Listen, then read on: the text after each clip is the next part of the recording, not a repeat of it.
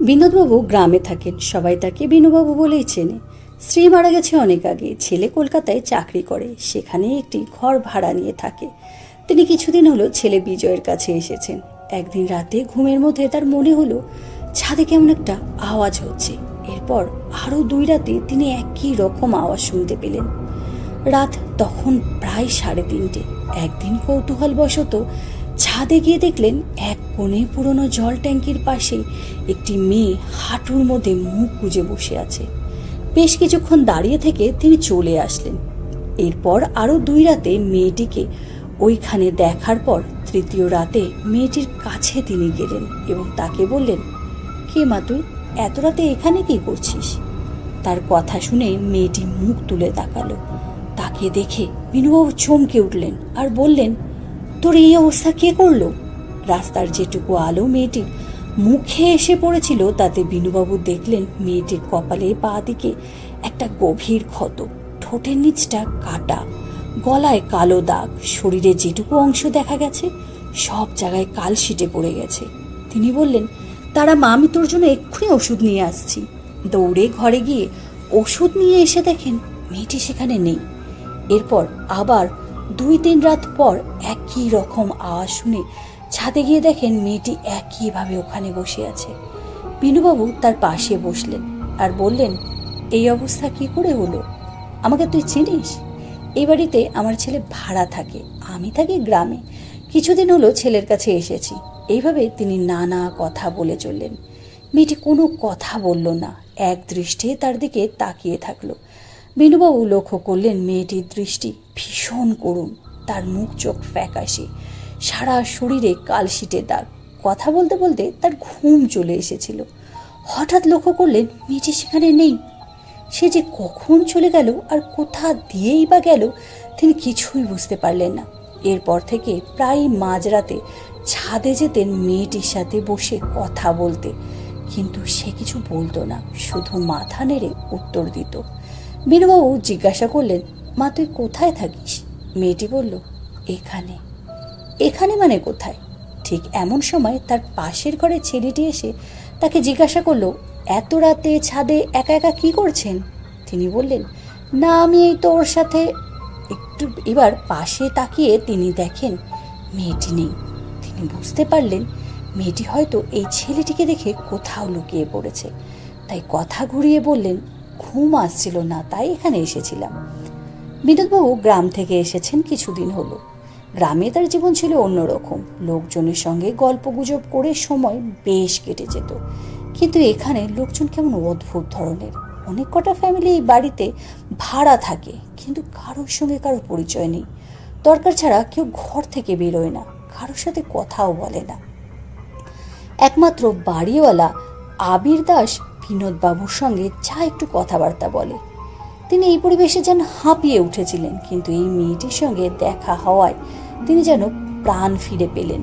কিন্তু দিনের বেলা তিনি মেয়েটিকে অনেক খোঁজাখুঁজি করে দেখেন, ছেলের কাছেও জানতে চায় ওই রকম 17-18 বছর বয়সী কোনো মেয়ে সেখানে থাকে কিনা, কিন্তু তিনি তাকে খুঁজে পান না। একমাত্র রাত্রে মাঝে মাঝে সে আসে ওই ছাদে। এরপর যখন মেয়েটির সঙ্গে দেখা হলো তিনি দেখলেন মেয়েটির ক্ষতগুলো একদম তেমনই আছে যেমন প্রথম দিন দেখেছিলেন। তিনি বললেন, কি ব্যাপার বলতো মা, তুই কি ওষুধগুলো লাগাচ্ছিস না? তোর এগুলো সারছে না কেন? এরপর একটু চিন্তা করে বললেন, কিন্তু ওষুধ না লাগালেও এতদিনে একটু তো কমছে না কেন বলতো? কালকে দিনের বেলা এক ফাঁকে আমার কাছে আসবি, তাহলে ডাক্তার দেখিয়ে আনবো। মেয়েটি মাথা নেড়ে জানালো সে আসতে পারবে না। তিনি বললেন, ঠিক আছে, তাহলে আমাকে বল তুই আবার কবে আসবি, আমি তোর জন্য ওষুধ আনবো। মেয়েটি বলল, আমি যখন আসবো তুমি ঠিক বুঝতে পারবে। কথাটা শুনে বিনুবাবু একটু অবাক হয়ে গেলেন, কারণ সত্যিই যখন মেয়েটি ছাদে আসে তিনি আপনার থেকেই সেখানে আসতে বাধ্য হন। কেউ যেন মন্ত্র দ্বারা বশ করে তাকে সেখানে নিয়ে চলে আসে। পরের বার তিনি মেয়েটিকে শুকনো খাবার এবং কিছু ওষুধ দিয়ে বললেন, জানিস তো মা, আমার বাড়ি যাওয়ার সময় হয়ে এসেছে। যাওয়ার আগে কিন্তু তুই তোর বাবা মার সঙ্গে আমার পরিচয় করিয়ে দিস। পরের বার যখন আসবো তোকে আমার গ্রামে নিয়ে যাব।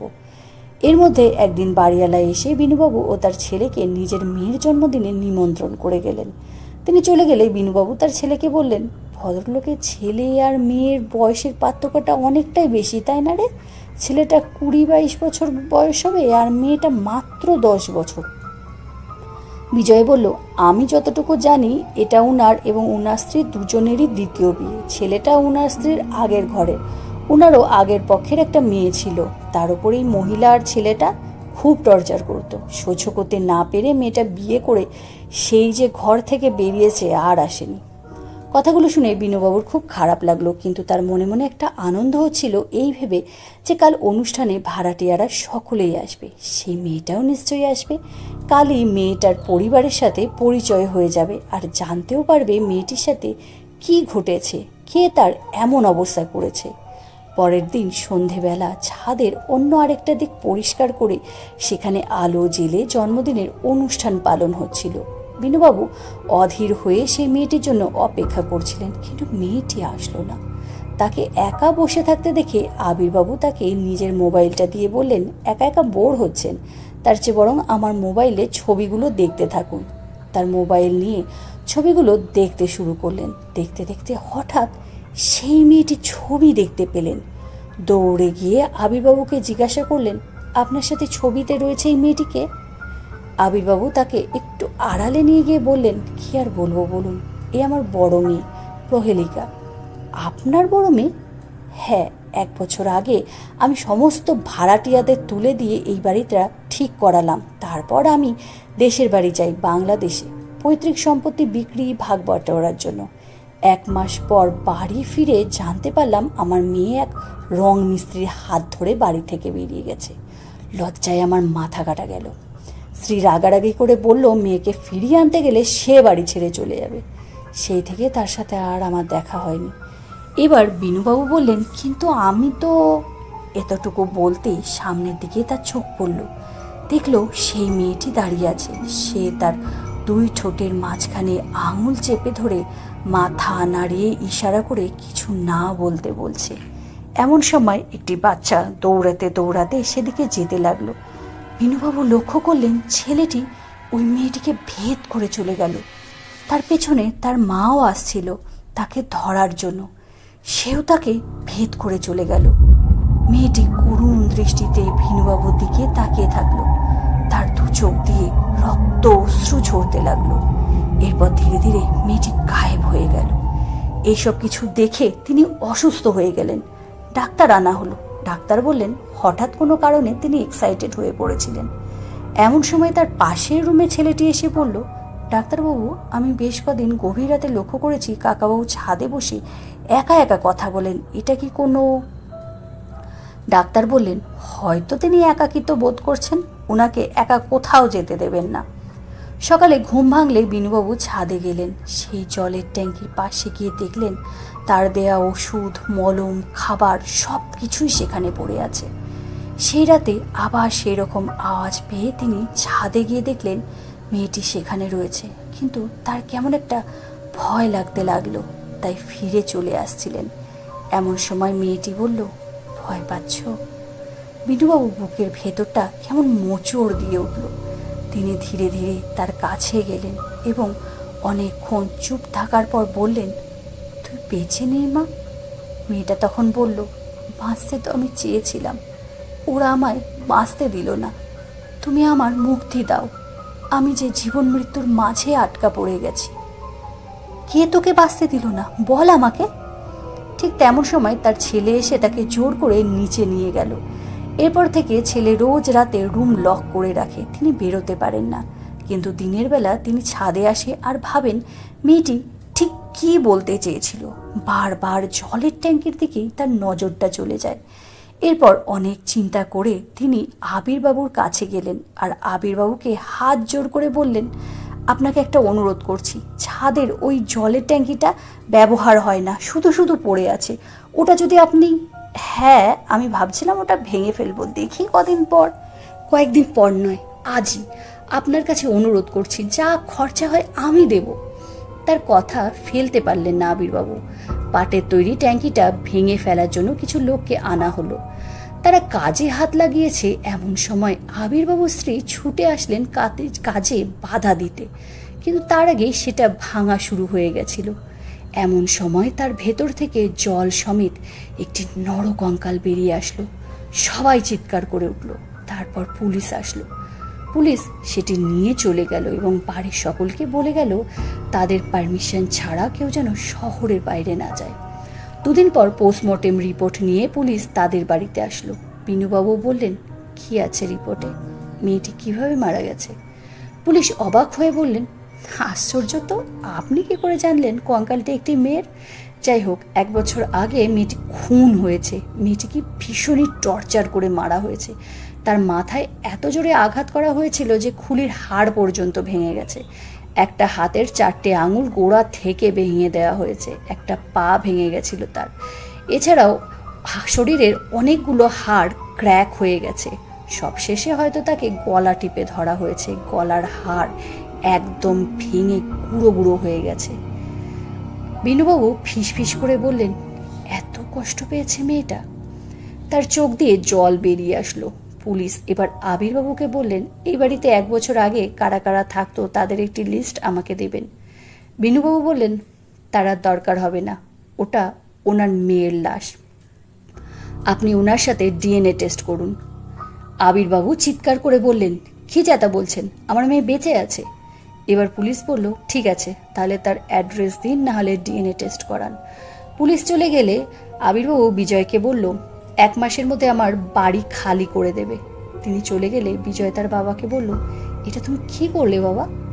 চিন্তা করিস না, রিপোর্ট পজিটিভ আসবে। রিপোর্ট আসতে একটু দেরি হলো, কিন্তু সেটি পজিটিভ আসলো। এর আগেই আবিরবাবুর স্ত্রী আর ছেলে বাড়ি ছেড়ে পালালো। আবিরবাবুকে পুলিশ অ্যারেস্ট করে নিয়ে গেল, কিন্তু তার থেকে কিছুই জানতে পারল না। অনেক জেরার পর তার ছোট মেয়ে সব কথা স্বীকার করলো। সে বলল, দিদি খুব ভালো ছিল, কিন্তু দাদা আর মা ওকে খুব মারতো। সেদিন যখন বাবা বাংলাদেশ গেল, তারপর দিদিকে ঠিক করে খেতেও দিচ্ছিল না। সেই সময় একদিন জানি না কেন দিদিকে মা খুব মারছিল। মারতে মারতে মা একা একাই পা পিছলে পড়ে যায়। দাদা ভাবে যে দিদি মাকে ফেলে দিয়েছে। তখন দাদা একটা মোটা লাঠি এনে দিদিকে মারতে থাকে। দিদি খুব কাঁদছিল। মারতে মারতে লাঠিটা ভেঙে যায়। তারপর দাদা দিদির আঙুলগুলো ধরে উল্টো দিকে ঘুরিয়ে দেয়। সেই সময় দিদি ছাড়ানোর জন্য দাদার হাতে কামড়ে দেয়। সেই দেখে মা ছুটে এসে ওকে চুলের মুঠি ধরে টানতে টানতে নিয়ে গিয়ে দেয়ালের মধ্যে জোরে জোরে মাথা ঠুকে দেয়। দিদি তখন সিঁড়ি থেকে পড়ে যায়। ও উঠতে পারছিল না, ওর পায়ে খুব লেগেছিল। কোনো রকমে দরজার কাছে গিয়ে ও বেরোনোর চেষ্টা করে আর বলে যে সবাইকে সব কিছু বলে দেবে।